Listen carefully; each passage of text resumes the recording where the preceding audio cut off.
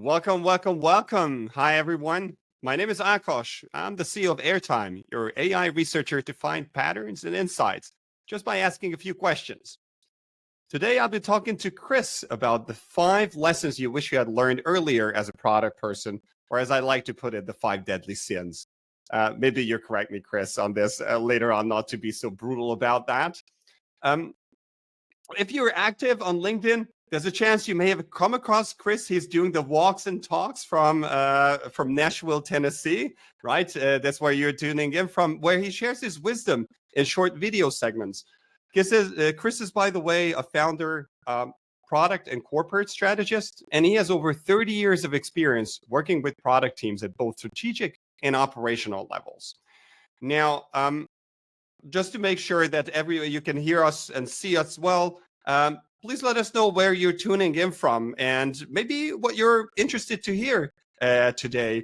If you have any questions during our discussion with Chris, like in the first 30 minutes of this webinar, I'll be having a lively dialogue with Chris. If you have any questions, you don't need to wait until the Q&A in the end. You can throw them in the comments section.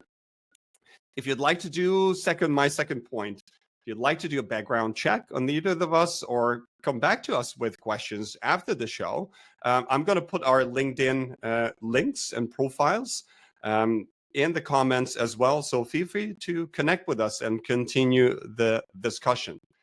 My last point is, for all of you who tune in live, I'd like to give you a little something from an Airtime CEO perspective and seat. And I'm going to put a secret promo code also in the comments section, which you can use to get 25% off from Airtime for 3 months.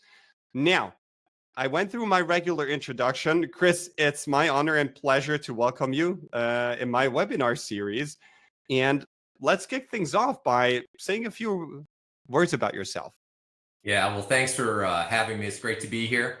So just a real brief background. As Akash said, I've been leading product teams for the last 30 plus years. I've always been a product guy, all the way back to studying industrial design at Ohio State.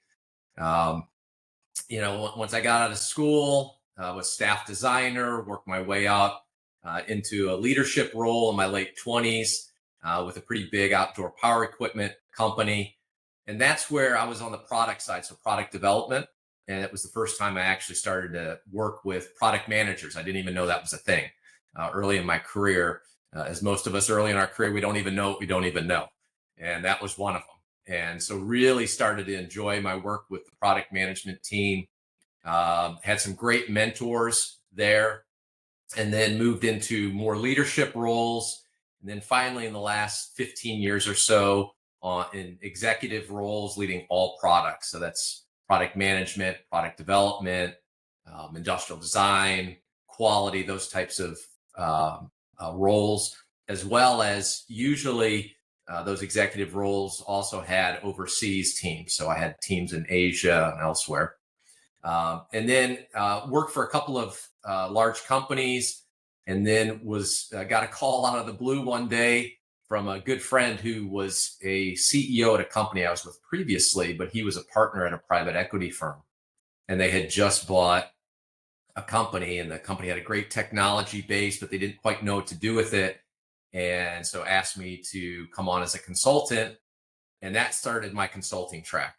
And did that, was working with their exec team on corporate strategy, working with the product team, specifically product managers on product portfolio, technology, how to be great product managers and build those out. And then just recently, in the last few years, been working with other clients, call it mid-market. So this may be up to $1 billion, $1.5 billion revenue companies on corporate and product strategies and integrating those two.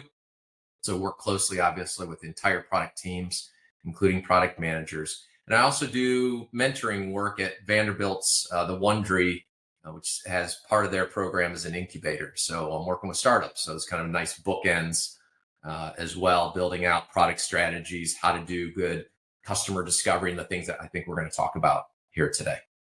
Absolutely. And there's one thing I'd like to highlight straight away. I really love in your experience that you have this perspective of on the corporate strategy level as well as the product and operational level, because you can I'm very hopeful of that, help us to make that connection, how product ties into the larger strategy of companies and how it can do a better job achieving those strategic goals.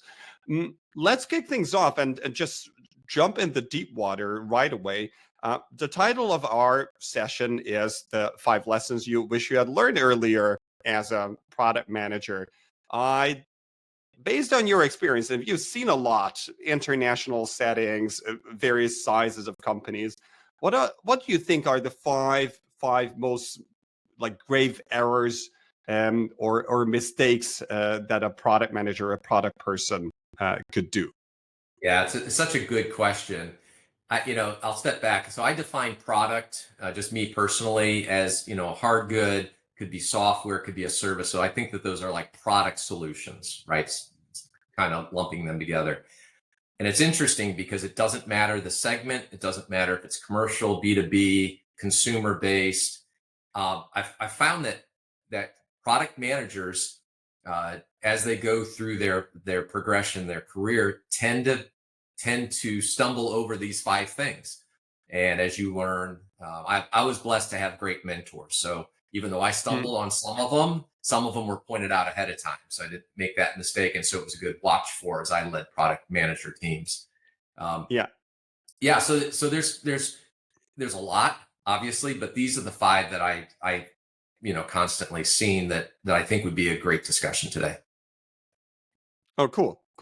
Let's dive into them. Can you walk us, or what would be these 5? Let's just start with that, and then we deep dive into each one of them. Okay, just to give the audience some crumbs ahead, because I deliberately withheld in the past disclosing the 5 topics for you. So let's have an overview. Yeah, in no particular order. Probably the biggest one is designing a product solution for yourself. Even if you're the user, designing it for yourself. The next one is not knowing the competition or not knowing the competition well enough. And that could include potential newcomers, right? Startups that are going to be disruptors. This is one I see a lot from younger product managers, is not really understanding how their product category or their product solution supports the bigger corporate strategy. So that was that link that you talked about earlier between product and corporate. There has to be that link there. And so not understanding it clearly, and sometimes there's a mismatch that we can go through a little bit. Not really understanding their numbers. So I had a mentor early in my career, and he'd always say that a product manager is a mini CEO. And so as a mini CEO, you really need to know your numbers. And those are financials. Those are maybe consumer facings, like a net promoter score, those types of things. And then the last one I see, this is especially true in the software space, where you have engineers coming in to be a product manager. So they have a heavy technical background. And the product manager's role is to tell what they want to get done and why, but not necessarily how, right? The how part of it is the product development team's expertise. It's their job, and it's why you hired them. So let them shine. And what I find is, especially sitting in on roadmap reviews or technical reviews, is a product manager that came from a technical background will step in and default back to their engineering self and try to tell the team how to do it. And so those are kind of the 5 that I've seen over and over that product managers can stumble over, that you should be aware of up front. Absolutely. And from what I hear, it's not necessarily being new to the role, right? So also product managers who've been around for a number of years can easily find themselves building a product for themselves, right? That's right. And that's right. What I'd love to understand, let's go back to that first point about building a product for yourself, right? So it's we're in 2024 now. I think in the last 20 years, there's been a lot of literature around customer centricity, how you need to understand your target customers. And I also observe myself falling into this trap of building something that, oh, I have this problem. I'm using airtime also for my discovery processes, and I just ask for things that would be amazing for me from the tech team. My question to you is, we don't necessarily notice when we do this. A lot of times we notice it too late. Are there any checks that we can do on ourselves to understand if we're really building a product for our target customer, or are we building it for ourselves? Yeah. So, I step all the way back, and Yeah. it's certainly good to say, hey, I'm a user. I can be a data point N of one. But if you step all the way back and you kind of remove yourself from that role, going into it almost as like a child's mind, right? Almost as a new person to this maybe industry or category, and you start to ask fundamental questions again. Go out, talk to actual users, talk to super users, talk to people that chose your competition and ask them why. There's a whole host of very well documented and supported ways. Ethnographies is a great way. You can go into people's workplace or home and observe and ask lots of why questions. You'll see a lot of workarounds. You'll see a lot of things that consumers will do that they don't even realize they're doing that could be opportunities. That's kind of front end work. As you march through the development process with your teams, I like to go back to the consumers and say, hey, we did this early work. We thought we heard this. Here's some insights we peeled away. Here's maybe some concepts or solutions. Is this something that resonates with you? Is this something that we heard correctly? And then bring them along the journey as you refine all the way up to product launch to say, did we get this right? It's so important to constantly go back to the consumer and verify your hypothesis. And that gets you out of the designing it for yourself. Now, it's good. You'll have a point of view, of course, but it's important to continually go back to the actual user. Okay. So if I follow the product discovery process where I explore the problems of the customer, I bring them concepts, right? The solution ideas back to them. That is, so to say, a check on myself that I'm not prioritizing something for myself, and I'm not building something for internal needs. Right. Yeah, and it's through that process that you're almost guaranteed to uncover something that you didn't even think of. Right. That was an issue. It was a workaround. It was something that you watched the consumer do, and it could be hardware, it could be software, it could be anything else that then became an opportunity for you to go back. Hey, that's something our competition isn't solving. It looks like it's a pain point to the consumer. And then to put together a little product thesis to then go back to them and say, hey, we saw this, we heard this, is this truly something that sounds like something that could help you solve whatever you're trying to solve? And if you, I'm sure you like, what I'd be interested in is, so what you say makes a lot of sense. In my experience, what also happens quite frequently is that we say, oh, I know this. I've done my discovery. I worked in this industry. I know what the customer wants and how it works. So I'm just gonna cut to the chase and build that thing. And now when I say it, it's sort of conscious, but I think when you're making decisions on the product, you don't necessarily realize that you have this sort of attitude that, okay, we can jump over this and I don't need to validate that. What's your experience in such a situations? How can either the team or the person be conscious of this bias? Yeah, great point. And what I like, you don't have to have a fully blown out stage gate or phase gate process, but even a skeleton, even the concept behind kind of a gating process helps, because in each phase you get to define, hey, we need to go out and do this. right? Customer discovery, prototyping, tooling, go to market, whatever those are appropriate for the phase. And if ahead of time you go into it and saying, hey, during this first phase, we're going to do customer discovery, we're going to do prototyping, validation, then those become action items that the team agrees on that, hey, we're going to go do this. So it's a forcing function to go through that. The other approach that you can do on top of that is create something like a consumer insight panel, which is a group of users that you've identified as your core cohort, right? Your target market that you bring along for the ride, right? So I did this with a company years ago, and we had probably 10 women. They were the cohort, and they were using a product I had no experience with, which was great, right? Because then I couldn't really bring any bias to the discussion.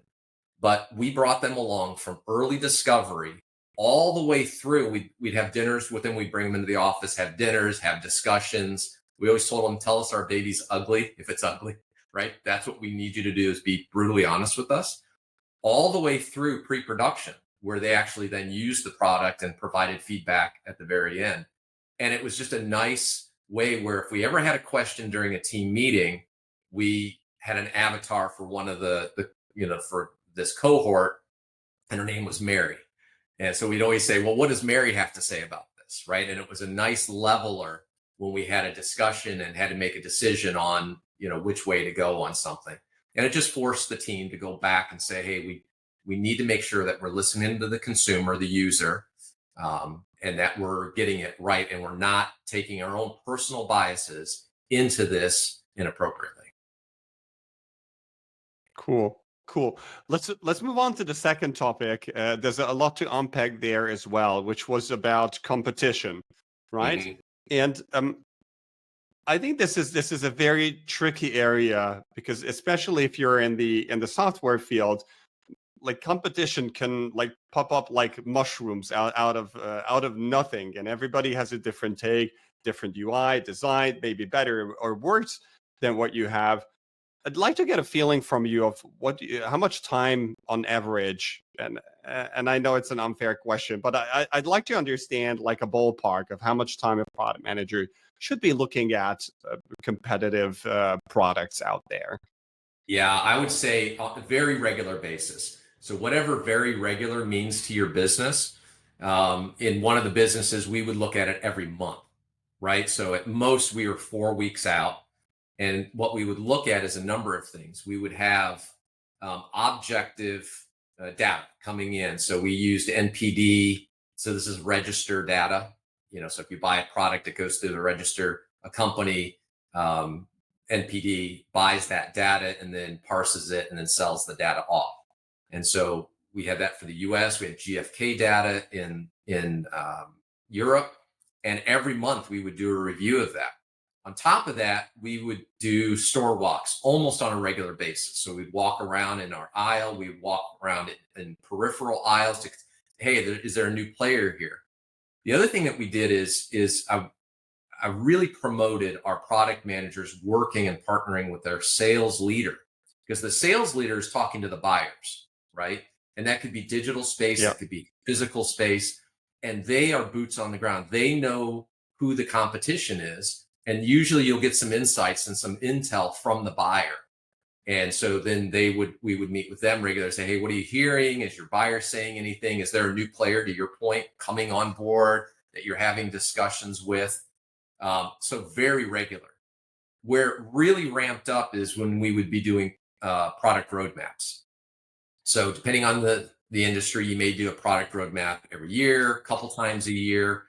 And those were deep dives where you may spend days looking at the competition and really parsing it out and maybe doing some SWOT analysis or whatever technique you're going to look at to really do a deep dive into the competition. But it's got to be regular. This is not kind of a once a year thing. This has to be regular. To your point, hardware, software, services, startups are popping up as disruptors all the time. So you have to be on top of it at all times.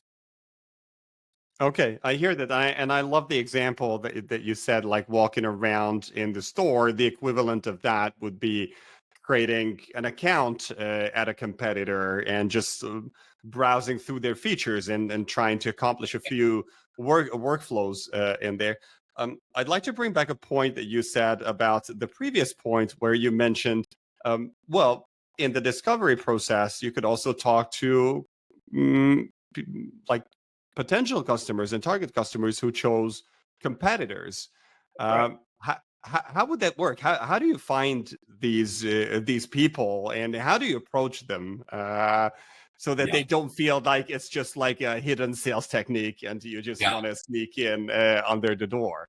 Yeah, there's firms that do this, right? So you say, hey, this is the kind Okay. of consumer I'm looking for. You can take it all the way down to a brand or a product, and it's generally qualitative, right? You're doing kind of focus group type discussions. You're not doing, N of 20, right? Not N of 1,000. So you're just trying to get insights to like, well, why did you choose that product solution over this one? And you can come in anonymous. You don't have to necessarily say I'm with XYZ firm or company. And look, people love talking. And so you can usually get them to open up and just have great, honest discussions. You're not selling them anything. You're just looking for their opinion on something. And people are very opinionated, right? It's just our nature. And so you can get into really great conversations with them. I'll also say that you mentioned walk and talks, and I actually did a walk and talk video some time ago about knowing your customers with a plural S. And this is something that especially PMs need to really understand, is that their first customer may not be the end user. And so from a business side, your first customer could be your manager, and then the next customer could be the executive leadership team or the CFO. And the next one may be the buyer, and then maybe finally the user. And they all may have different requirements, some of them financial, some of them just from a capability standpoint or whatever, to then get that product approved all the way to market so that the user needs to use it, can then purchase it. That is so important because a lot of times people will interchange customer with consumer, customer with user. And a lot of times that's true, but there's other customers downstream that you need to be aware of and take into consideration as you're starting to develop your product solution. I see. In a B2B setting, when you're selling, when you have larger contract values and the sales team is selling, do you have any experience with customers who decline and reaching back to them to understand what led them to decide against your product? Is that something that you've come across sales teams or product teams doing actively? And if you can bring an example, it would be amazing to learn from Yeah. that. Yeah, it's a great question. After doing this 30 plus years, you're going to have failures, right? Where you come into a sales call, right? So usually they're on a regular basis, once a year, twice a year, you'll have a pitch, right? Where you'll come in with your sales partner and you'll say, hey, for next year, here's our portfolio of product that we're offering. And here's the background. That's where consumer work really comes into play, because you get to say, hey, we talked to your customer and they said XYZ, and here's a great solution for for that customer. Here's the financials. Look, I've got a lot of product on shelf with the teams and the hard work that they've all done. But there have been times where we've gone in, me personally, on a call and sat in front of a buyer and everything sounded like it went well. And just to find out a day or so later that actually they're going with another group. Sometimes it was because our financials were off, right? They just had a better financial offer. Sometimes they actually had a better product solution. And we have to be humble enough as product people to say, hey, they just came up with a better solution. I had one product that was in a mobile accessories space years ago, and we thought it was awesome, right? We did all the research, everything. And our competition, they just did a better job.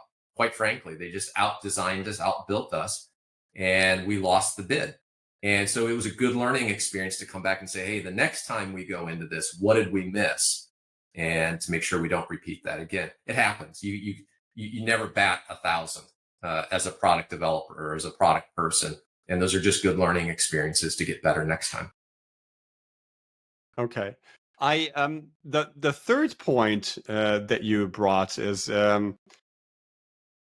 being the product being disconnected from company or corporate goals.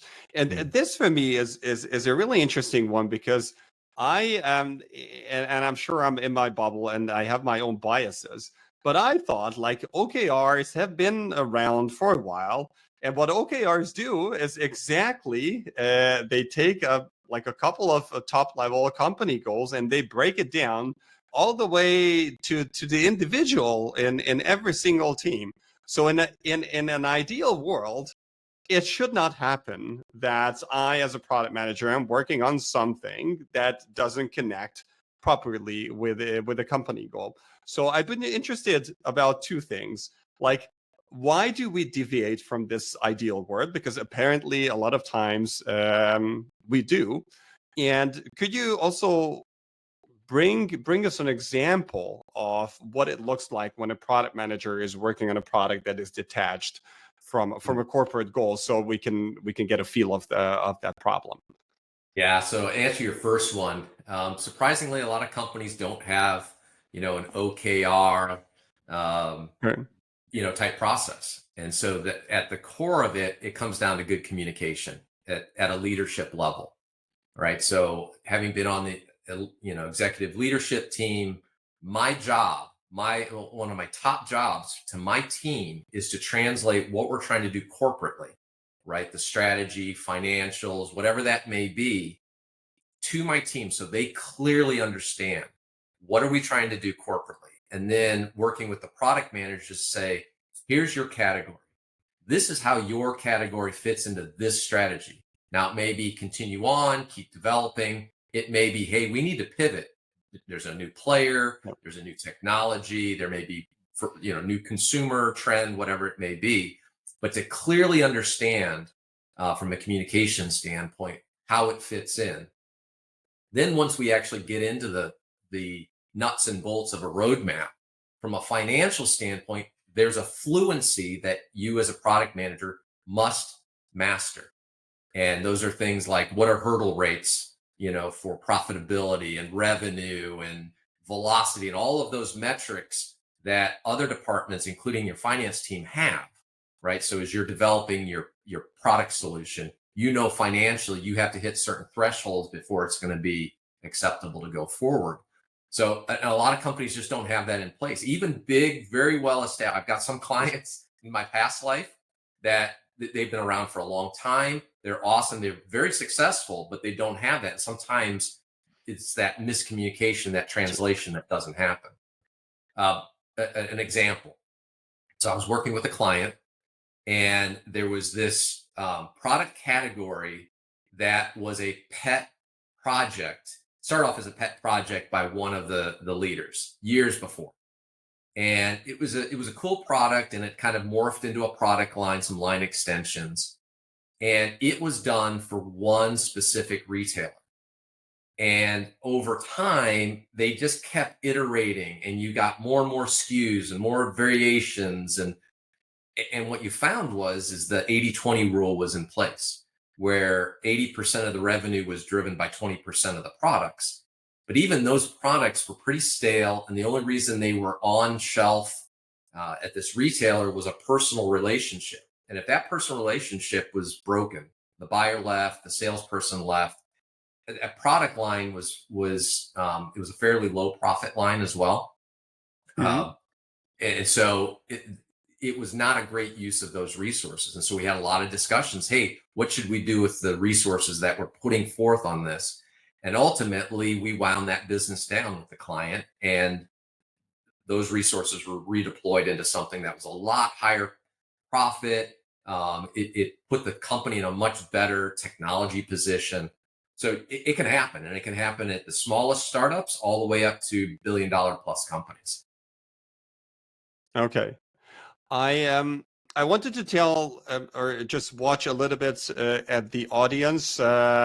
Even though I can't see you, I hope I can pierce through the internet. And just say that we approached the section in our webinar where you're more than welcome to throw questions at Chris. I'll put them on the screen and we discuss them together. So feel free to put these questions in the comments. Until I see some questions popping up, I have two more points that I wanted to focus on with you. The fourth problem that you mentioned, it was related to not knowing your numbers deep enough. And you already alluded in the previous point about like a velocity and some other KPIs. So I'd love to understand from you, what do you think are the top KPIs a product manager should be tracking? And feel free to make some distinctions based on like B2C, B2B, tech, non-tech, based on your experience. Yeah, I'm glad you use KPIs. It's so important. Again, this is kind of the ensuring that your product aligns with corporate, right? So that's a lot of the work I do with my clients. And so KPIs, what I usually start with when I'm in a new role, leadership role, corporately, or if I'm working with a client, is I'll sit down with my peers on the executive team, right? Or if it's a client, I'll sit down with their executive team. And even before I talk product, I'll say, what's important to you, right? Operations, what are your KPIs? Sales, what are your KPIs? Finance, et cetera, et cetera. Then I'll have a broad overview of, okay, this is what's important to the company. If they do OKRs, they're usually written down. So that's a little bit easier, right? Yeah. And then at that point, I can sit down with the product team and say, okay, let's make sure that we're aligned, what we're tracking, right? As many CEOs of our businesses, our categories, aligns with not only what, so for instance, if it's the finance team, they're probably going to be looking at a handful of things, right? It's going to be revenue, different levels of profitability, capital usage, cash, those types of metrics, right? And so we'll want to make sure we align from a financial side, not only what they are, but how they're calculated, because you'll be surprised how there's a misalignment where a product team is calculating it one way, finance calculates it another way, both technically correct, but a mismatch. And so it's important to not only know what's important, but how it's important. And so some of the KPIs, to be brief, on a physical product side, it's a few I just mentioned, right? Revenue, profitability. If you're public, then you're on a different cadence. You may be on every 3-month cadence that you'll be tracking. Net promoter score, that could go across any product solution, right? What do your consumers think of it? Your users think of it. If you're in a private equity owned, private equity is going to look at things a little bit different than public. Private equity is going to look at things like EBITDA, right? Profitability. They're going to look at cash usage, and they're going to look at something called a multiple, right? So that's the way they value a company, and every company has a multiple associated with it. And so as you're developing your roadmaps, you may be doing something to help boost the multiple. It's a new technology. It's something that takes your multiple from this level, 5x, because you're a commoditized product, but now you're going to start getting into the digital space, and comparable product companies that trade in that space are at a 10x or a 20x. And so you may be doing that to drive your multiple up. So again, it depends.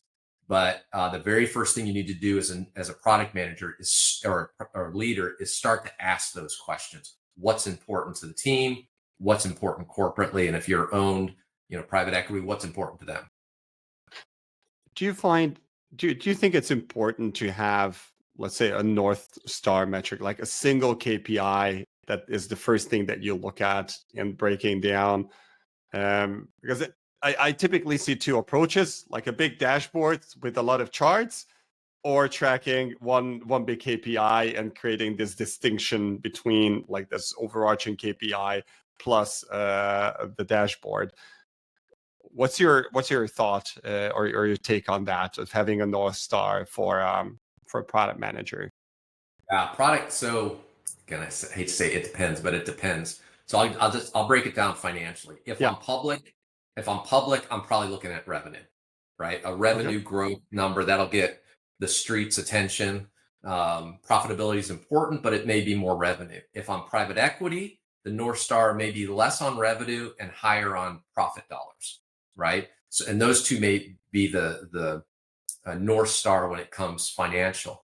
When it comes to consumer satisfaction, right? There may be a thing where we're launching a product and we're really going to hammer home quality or service levels or whatever it may be to get a wedge into that space. We may look at Net Promoter Score, and we may be solely focused on that, assuming all the financials and operational things are met. That may be our metric that we're going to focus on to say this project or this product line or this solution was successful or not.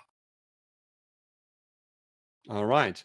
I have a last point, and this point is about technical people who transfer into your product role. That's something that you mentioned. I'd love to understand what you think are the risks of being too involved and giving solutions to the technical team. And I'd like to understand this from a perspective that I think having some degree of technical knowledge as a product manager also makes it has a lot of positive effects. It makes your life a lot easier, and you know the language that the tech team speaks. So I'd like to explore this thin line where you're still a constructive product manager, but if you cross over, you start to impose yourself on the tech team, and where this line is. It's a great question, and so let me step back. So product management as a role, as a thing, it's a relatively, I'm going to say relatively, newer type position, right? Things like sales and finance, those are a lot more, they're a lot more established. Yep. And what we find is that there's no one path to being a product manager. Generally, I've seen product managers come from engineering, sales, operations, design, finance, everywhere, right? So there's all different paths that come in, and they all bring their different perspective. And quite frankly, generalizing, there's no right or wrong path. As you get into a product management role, it's a lot of learning. If you're open-minded and curious and want to learn, then you'll be a successful product manager. From a technical side, I suffered from this. I'll put my hand up and say, hey, I stumbled on this one. My background is industrial design, so I have a bias towards industrial design.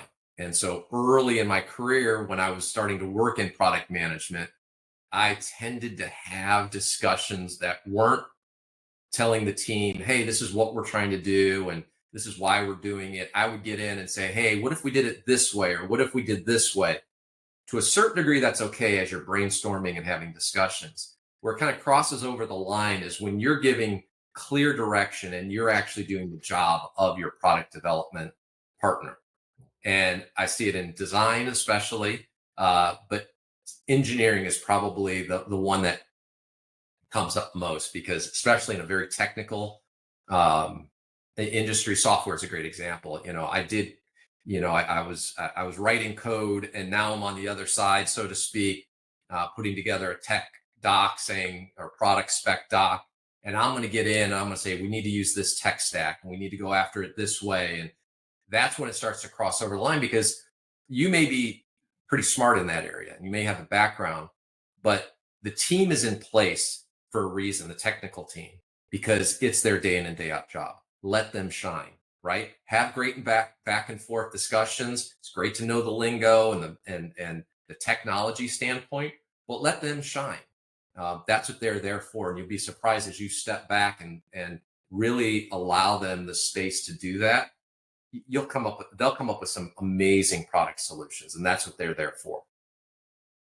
I think I can second that with personal experience as well. To some of the discovery calls that I do for Airtime, I invite our developers as well, and when we go into a wrap up afterwards, it's stunning for me. Every time I ask the same question. So, what are your top 3 learnings? So, first of all, one or two top 3 learnings always differ between me and the developers. So that's something I already love, because I thought like, well, obviously these are the top 3 learnings, but apparently not. Somebody else picked up 3 other things. And especially when we're like brainstorming, they know a lot of technical limitation. What can be done by LLM models? How can you tweak them? What can you squeeze out of that? A lot of technical nuances that I'm not familiar with any longer, and I really appreciate that sort of additional knowledge that they can bring to the table. Yeah, agree. And the wisdom and knowledge of a team will always outpace the smartest product manager, as it should, right? And even me, being from a more technical background, I had teams that would just like, I can't do I couldn't even come close to what they do collectively.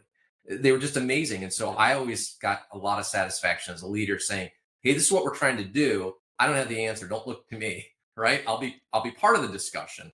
And Yeah. it's just amazing what they can come back with, because to your point, things move quickly, technologies move quickly, approaches move quickly, even the tools to develop something move quicker than any individual product manager would be able to keep up with. And so that's one that is a real watch for if you're a technical person moving into a product management role, or you're a leader and you're hiring in a technical person to be in a product management role.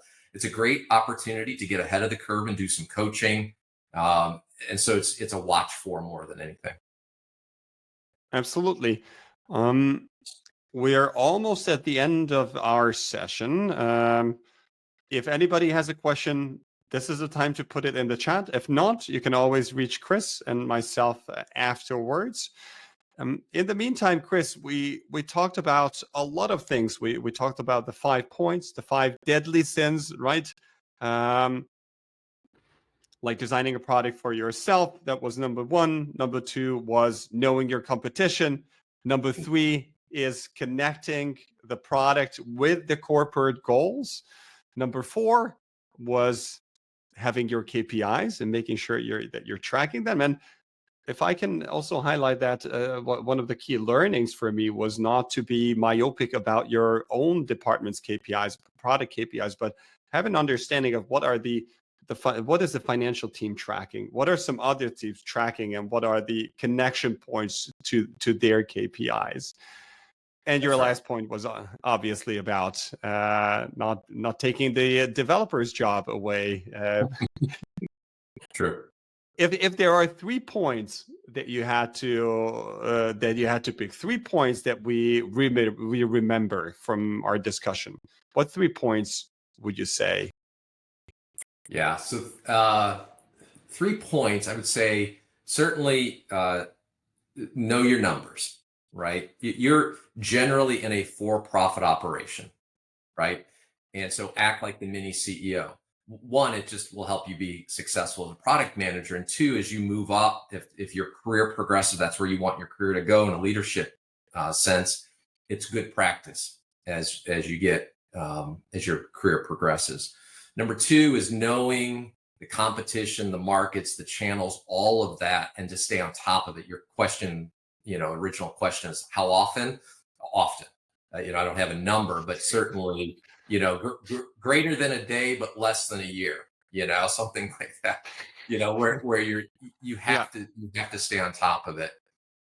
And then I think, as a bonus, I would say product management is a leadership role, right? It's a role where you may not have a lot of direct reports, but you're influencing a cross-functional team that may come from different verticals, different departments.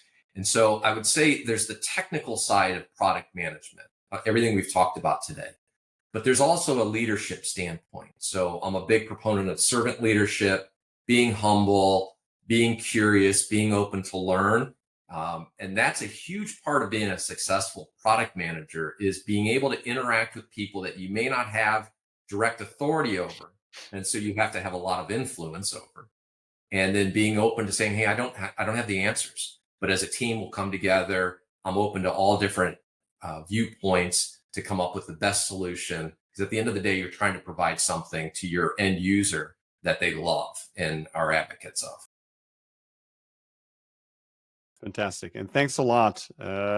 Thanks a lot for this short summary. Thanks a lot to the audience for following through our discussion. It was amazing to see that we had people tuning in from Egypt, from Brazil, from the US.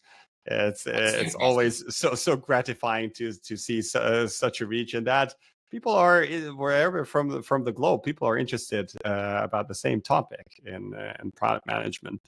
So thanks for that. And I just wanted to wrap up, but you know what? I see a question from Anita, and I'm going to throw it right on the screen. Thanks, Anita, for sharing your question with us.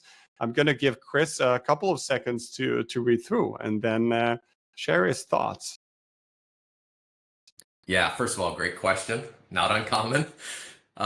So this is one, maybe if I can tie it back to maybe one of the 5 deadly sins, as you would say. This is knowing how, as part of it, knowing how your product category fits into the larger picture, right? So, cynicism can come from a product manager that has a vision for something. They're like, oh my gosh, here's an opportunity space that we have to go after. Here's a product solution that we have to develop. One of the best ways to start to mitigate that cynicism is come with an objective viewpoint, right? So everyone has an opinion on everything, right? But if you can start to come with data, hey, I talked to consumers and they said XYZ. We went out and did research and we observed them and we saw XYZ. Here's the financials. Here's the opportunity space. To be a little bit more objective in that, to me, that's just a good flow to get into. And especially if someone's cynical about something, they're skeptical maybe about an idea that you're presenting. Your job, again, as a leader, is to start to get that data, start to gain a coalition of others within the company that say, hey, this is actually a great idea. This is something that'll benefit the company, and it'll ratchet up to something that the company strategically is trying to do. If you just come in with an opinion, not to say that you can't be very convincing, but your life will be a lot easier to try to convince who you're trying to convince if you've done the homework and come with a more objective view. And if I may double down on one of your points, Chris, especially if you're in a larger company, I think there will be typically a number of stakeholders involved in important product decisions. So even if you have someone who's cynical, you can still find allies and help them shield you first a little bit from this, from the controversies or the internal games that could spiral down. That's right. Anita, thanks so much for the question. Let me wrap up. I loved our discussion, Chris. Thanks so much for joining me. There's a lot of food for thought from what you shared about the 5 deadly sins. I want to also thank the audience for being here and following us. The next webinar will be in 2 weeks, and I'm going to focus on fixing bad cultural habits in tech companies. So if you have time, if you're interested in about the topic, come around. I'd love to see you there. I put the link in the chat. And with that, Chris, thanks again. And I hope to see you around. And maybe next time we'll focus on other deadly sins or not deadly sins, just picking other aspects of your experience to learn from you. Anytime. It's been a pleasure. Thank you. Thanks so much. Take care, everyone. Ciao, ciao.